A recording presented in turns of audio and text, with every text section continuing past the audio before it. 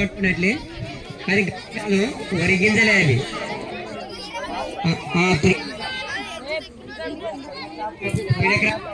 గింజలు వరి గింజ చేతుల్ని పట్టుకోండి అట్లనే అది నారే యాక్చువల్ కాకపోతే దానికి ఎరువు అనేటువంటిది బలం అనేటువంటిది ఉండదు అందుకని అంత తొందర రాదు అందుకని పక్కన వరి గింజలు వేసి మొక్కలను తీస్తున్నాం